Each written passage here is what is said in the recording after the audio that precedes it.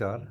Basic concept of mathematics में आज मैं आपको थोड़ा सा बदलाव कर रहा हूँ, क्योंकि पीछे के सभी पार्ट में हमने है वो अंकगणित के बारे में ज़्यादा जानकारी ली है। तो आज मैं आपको पार्ट 13 के अंदर है वो रेखा गणित से संबंधित कुछ है वो जानकारी दे रहा हूँ। इससे अपना थोड़ा बदलाव भी हो जाएगा कि बार बार एक ही टॉपिक को पढ़ते पढ़ते हम बोर भी हो जाते हैं। तो पार्ट 13 में आज मैं बताता हूँ आपको रेखा गणित क्या है।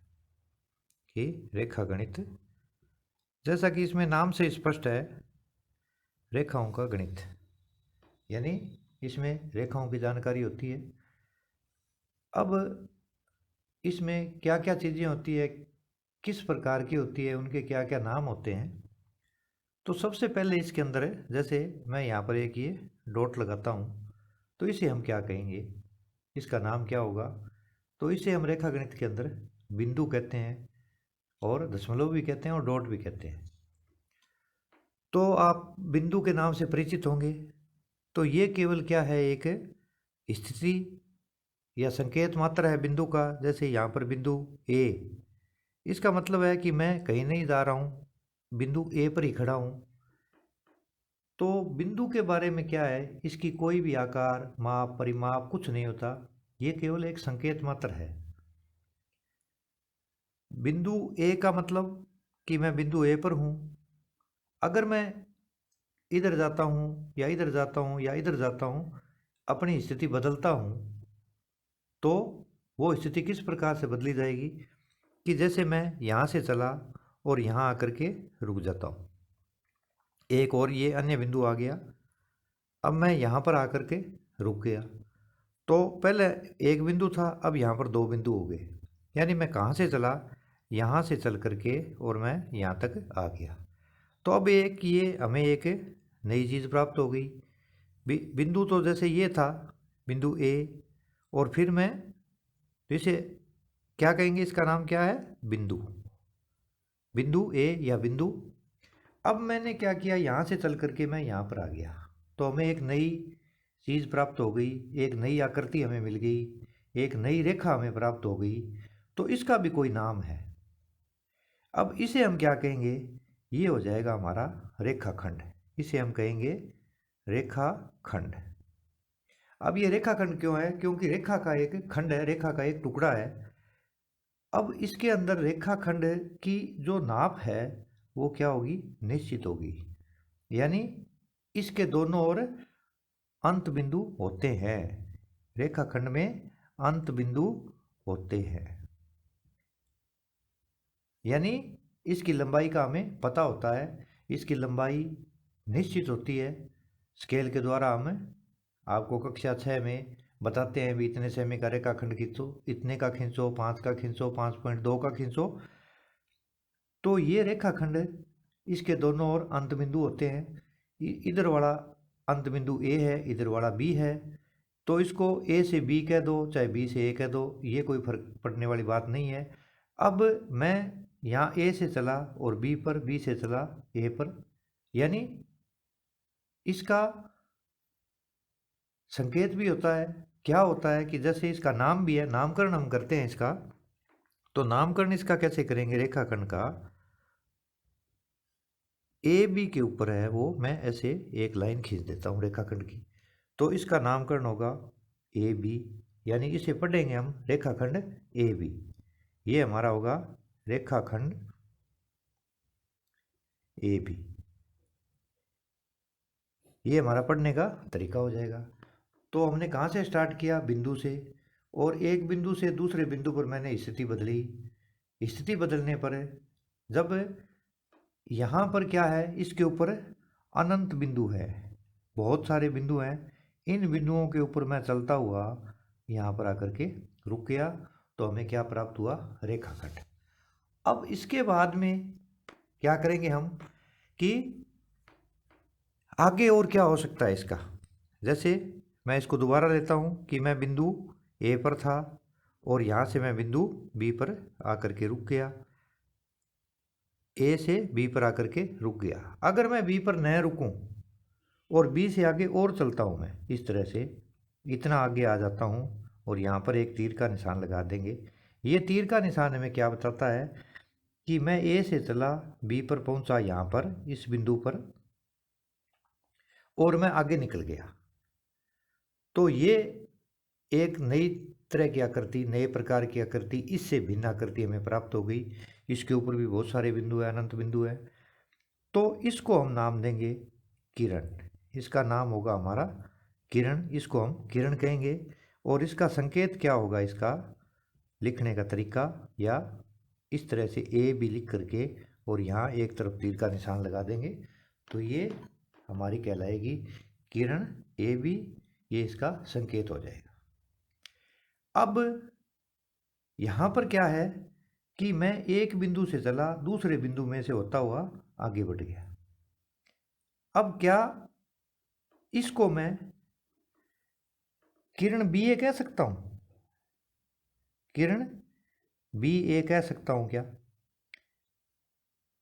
किरण बी ए का मतलब क्या है कि मैं बी से ए की तरफ जा रहा हूँ, तो इसका नाम किरण बी ए नहीं होगा। हम इसको किरण बी ए नहीं कह सकते, क्योंकि ए बी एक किरण है, यानी बी से आगे जा रही है, परंतु बी ए का मतलब है मैं बी से चल करके ए पर आ रहा हूँ, तो यहाँ पर किरण नहीं रहेगी, कोई इसका औचित्य नहीं होगा। अब अगर नेक्स्ट अपने और लेते हैं अपने कि जैसे मैं यहाँ पर किरण एक पुनः बनाता हूँ इस तरह से। यहाँ पर ये क्या था, बिंदु ए, ये क्या था, बिंदु बी। तो मैं यहाँ से यहाँ करके रुक गया, तब ये बन गया था हमारा रेखाखंड ए बी। फिर मैंने क्या किया, इसको आगे बढ़ गया, बिंदु बी से मैं आगे बढ़ गया, तब हमारी क्या बन गई, ये किरण बन गई। अगर मैं ए बिंदु से यानी इसके विपरीत दिशा में भी इधर बढ़ जाता हूँ, तब ये क्या है, फिर हमारी है वो एक डिफरेंट आकृति प्राप्त हो गई। ये केवल लाइन या रेखा नाम मात्र नहीं है, इन सब को हमें वो अलग अलग संकेतों के द्वारा समझने का प्रयास करेंगे।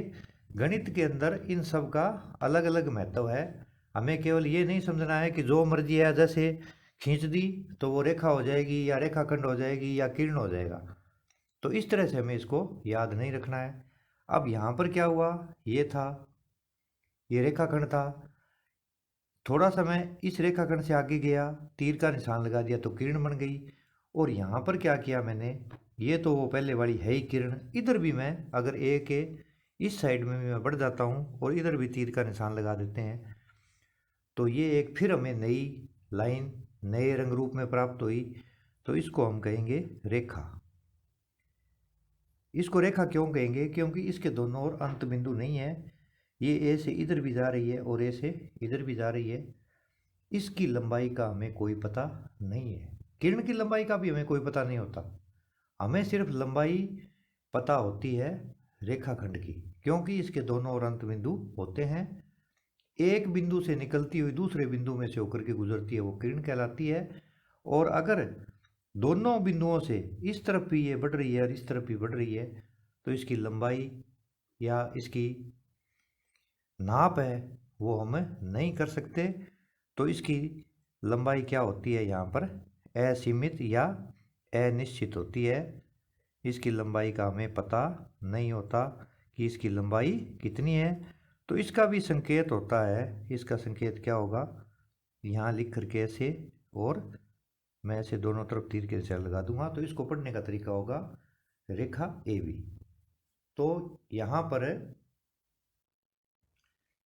ये बिंदु था, ये रेखाखंड हो गया, ये किरण हो गई, और ये हमें क्या प्राप्त होगी, रेखा। तो इसके संकेत हो गए, रेखाखंड इस तरह से लिखा जाएगा, ये किरण का संकेत हो गया और ये रेखा का संकेत हो गया। आगे जब भी हम क्या है बड़ी कक्षाओं में जाते हैं तो हमें केवल संकेत से ही काम चलाना पड़ता है। अगर इस तरह का संकेत दिखाई देता है तो हम कहेंगे कि ये किरण ए बी को दर्शा रहा है। इस तरह का संकेत लगा हुआ होता है तो हम यहाँ पर अपने आप समझ जाएंगे गणित की भाषा में कि ये कोई रेखा ए बी की बात कर रहा है। और अगर इस तरह का ऊपर लाइन सीधी केवल मिलती है तो हम ये समझेंगे कि ये कह रहा है कि ये एक कोई रेखाखंड है ए बी। अब इसके बाद में हम क्या करते हैं इसमें एक मिलता जुलता नाम हमने सुन रखा है कि कोण क्या होता है। तो जैसे मैं आपको ये पुनः आपके समझ में आ जाएगी। जैसे मेरा कोई बिंदु है यहाँ पर ए, और मैं ए से अपनी पोजीशन बदल कर आ गया बी पर, स्थिति अब मैंने बदल ली, मैं ए से चला बी पर आ गया, तो ये आपका दोहरान भी हो जाएगा। तो ये क्या था, हमें तुरंत याद आ जाना चाहिए, ये हमारा है रेखाखंड। यानी रेखाखंड हमें स्केल की सहायता से नाप करके खींच सकते हैं। रेखाखंड की लंबाई का हमें पता होता है, इसकी लंबाई निश्चित होती है। अगर मैं इस बी बिंदु को आगे बढ़ा देता हूँ एक साइड में, तो ये क्या बन गई हमारी दूसरी वाली पोजीशन में, ये हमारी किरण प्राप्त हो गई हमें। यानी एक बिंदु से दूसरे बिंदु में से गुजरती हुई अनंत तक जाती है। अगर मैं यहाँ पर एक और बिंदु ले लेता हूँ सी, ऐसे सी बिंदु ले लिया, अगर मैं इसको मिलाता हूँ सी तक, ऐसे मिला देता हूँ सी तक, तो ये ए सी क्या है हमारा रेखाखंड। जैसे ए भी रेखाखंड था, ए सी भी क्या है रेखाखंड। अगर मैं सी से आगे और बढ़ जाता हूँ यहाँ पर इस तरह से और आगे चला जाता हूँ, तब ये क्या बन जाएगी किरण ए सी। ये क्या बन गई किरण ए सी। अब यहाँ पर क्या है, बिंदु ए है, वहाँ से दो किरणें निकल रही है, एक तो किरण ए बी और एक किरण ए सी। तो इनके बीच में जो ये गैप है, ये दूरी है, ये चाप है, ये क्या निर्माण करती है, एक कोण का निर्माण करती है। और हम इसे क्या कहेंगे कोण। इसका नाम भी हम लिख सकते हैं। इसका नाम क्या होगा, इसके तीन नाम होते हैं। पहला नाम इसका होगा कोण ए, यानी ये कोण ए है। दूसरा इसका नाम हम लिख सकते हैं कोण सी A B, C A B. और तीसरा इसका नाम लिख सकते हैं हम कोण बी ए सी। ये जो तीनों नाम हैं, ये तीनों नाम एक ही हैं। ये तीन मैंने अलग अलग क्यों बताए, यहाँ तीनों की अलग अलग ज़रूरत क्यों पड़ी, क्योंकि कई बार सवालों में ऐसा होता है कि यहाँ पर तो ये अकेला कोण है, तब हम इसको ए कह सकते हैं, परंतु कई बार क्या होता है इस साइड में या इस साइड में या इस साइड में बहुत सारे कोण बन जाते हैं। तब हमें उस कोण की स्थिति दर्शाने के लिए कि कौन सा कोण कहाँ पर है, ये बातें हमें याद रखने की बहुत ही ज़रूरत है। इनकी आवश्यकता हमें आगे के सवालों में पड़ेगी। तो एक कोण के यहाँ पर तीन नाम इसलिए मैंने आपको बताया ताकि आप आगे कंफ्यूज न हो। ये तो अकेला है, तब इसको हम कोण ए कह सकते हैं, परंतु अगर मिक्सअप हो गया, बहुत सारे कोण हो गए, तब हमें ये विधि काम में लेनी पड़ेगी कि कोण सी ए बी ये वाला कोण है। अगर इधर भी कोई कोण बन रहा है, यहाँ पर इधर भी कोई कोण बन रहा है या ऐसे कोण बन रहा है, तब हमें इस कोण ए को दर्शाने के लिए हमें ये विधि है वो काम में लेनी पड़ेगी। तो ये अपने छोटी सी बातें हैं, छोटी छोटी। हम कहाँ से चले, हम बिंदु से चले, दूसरे बिंदु तक पहुँचे, तो नई चीज़ प्राप्त हुई, बिंदु, दो बिंदुओं के बीच की दूरी, यानी जिसके अंत बिंदु है, एक बिंदु से मैं चल करके दूसरे बिंदु पर खड़ा हो जाता हूँ, तो वो रेखाखंड कहलाता है। अगर मैं थोड़ा सा आगे बढ़ जाता हूँ उसी रेखाखंड के एक साइड में, तो वो किरण बन जाती है। और अगर मैं इस साइड में और इस साइड में दोनों तरफ, तीर का निशान हमें ये बताता है कि इधर भी हमें पता नहीं कितनी दूर जाना है, कोई पता नहीं है, और इससे इस साइड में भी हमें पता नहीं कितनी दूर जाना है, हमें कोई पता नहीं है। तो ये एक बन जाती है रेखा। और इसको बीच में से मैं ए बी को अगर काट लूँ, ये दोनों छोड़ दूँ, तो ये हो गया रेखा का खंड। रेखा खंड का मतलब है रेखा का एक भाग जो हमने निकाला है या जिसको नाप करके हमने अलग कर लिया, तो रेखा का एक टुकड़ा या खंड जिसकी लंबाई का हमें पता है। रेखा की लंबाई और किरण की लंबाई का हमें कोई पता नहीं होता। तीर का निशान ये बताता है कि पता नहीं ये कहाँ जा कर के रुकेगी, कितनी दूर जा कर के रुकेगी। और जब एक बिंदु से दो किरणें निकाल दें इस तरह से, तो वो एक कोण का निर्माण करती है। एक बिंदु से अगर दो किरणें, किरण ए बी और किरण ए सी इस तरह से निकलती है, तो वह एक कोण का निर्माण करती है। तो यहाँ पर हमने ये जाना कि बिंदु क्या है, हमने पढ़ा कि बिंदु क्या है। दूसरा हमने जाना कि रेखाखंड क्या है। तीसरा हमने इसके अंदर पढ़ा कि किरण क्या होती है। चौथा हमने इसके बारे में पढ़ा कि कोण कैसे बनता है। और किरण के साथ ही हमने एक चीज़ ये भी पढ़ी इसके अंदर कि रेखा क्या होती है। तो ये 5 बातें हैं आज हमने इस रेखा गणित से संबंधित टॉपिक में सीखी है। तो बिंदु, रेखाखंड, किरण, रेखा और कोण, ये प्रारंभिक जानकारी है रेखा गणित की, यानी रेखाओं का गणित। अब आगे जाकर के भी हम क्या है इसके अंदर है वो रेखाओं के द्वारा ही आगे नई नई आकृतियाँ जैसे वर्ग है, आयत है, इसकी रचना हम करना सीखेंगे। ये रेखाखंड सब जगह रचना करने में इसका एक महत्वपूर्ण है। कोण का किस बिंदु पर कितने डिग्री का कोण बनाना है वो भी महत्वपूर्ण है। और आगे बड़ी कक्षाओं में है वो किरण का और रेखा का भी अपना एक अलग महत्व है। तो ये रेखा गणित से संबंधित है वो प्रारंभिक जानकारी थी जो आपको यहाँ पर दी गई है। पुनः इनके संकेत और एक बार रिवीजन कर लेते हैं। ये क्या है, बिंदु केवल संकेत मात्र है। इसकी लंबाई, चौड़ाई, ऊंचाई कुछ नहीं होता, केवल आभास दिलाता है कि हम कहाँ पर हैं। दो बिंदुओं को जोड़ देते हैं अपने इस तरह से तो ये बन जाता है रेखाखंड। इसका नाम भी दे सकते हैं ए बी। इसके बाद में पुनः रिवीजन के लिए आपको छोटे छोटे उदाहरण दे करके इसको मैं आगे बढ़ा देता हूँ ए बी को। तो ये हमारी बन गई किरण, बिंदु, रेखाखंड, किरण। और अगर मैं ये दो बिंदु थे हमारे ए और बी, इसको इस साइड में बढ़ा दूं और इसको इस साइड में बढ़ा दूं तो ये हमारी बन गई थी क्या, रेखा। और अंत में हमने सीखा कि अगर इस तरह से दो किरणें निकले, बिंदु ए बी और ये सी, तो ये हमारा बन गया था कोण। तो रेखाखंड का संकेत ए बी के ऊपर ऐसे सीधी लाइन, किरण का संकेत ए बी के ऊपर एक तरफ तीर का निशान, और रेखा का संकेत ए बी के ऊपर दोनों तरफ तीर वाला निशान हम लगा करके रेखा का संकेत है वो दर्शा सकते हैं।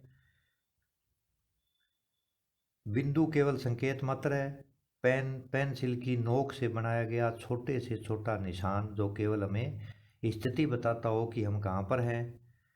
दो बिंदुओं को मिला दें जिसके दोनों ओर अंत बिंदु हों। ये बिंदु कहता है कि यहाँ से चला और यहाँ तक फिक्स है, आगे नहीं जाना, मैं इसी के ऊपर घूमता रहूँगा। तो ये है रेखाखंड, रेखा का एक भाग। इसको एक तरफ मैं बढ़ा देता हूँ, आगे तीर का निशान लगा देता हूँ तो ये बन गई किरण। और अगर मैं इसको दोनों तरफ ऐसे बढ़ा देता हूँ आगे, ये रेखाखंड है हमारा, और इस साइड में भी बढ़ा दी और इस साइड में, तो ये एक रेखा का रूप ले लेती है।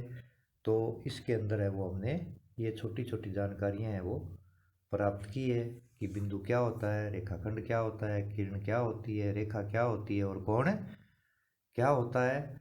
इसके बाद में अपने क्या है, रेखाओं से समांतर रेखाएं भी बनती है। रेखाओं से दो समांतर रेखाओं में एक तिर्यक रेखा भी दर्शा सकते हैं।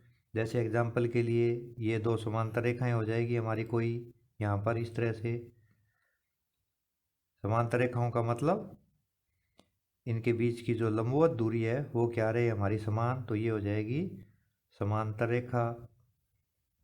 इसके बीच में अगर मैं से एक लाइन खींच देता हूँ तो ये हमारी कहलाएगी तिर्यक रेखा।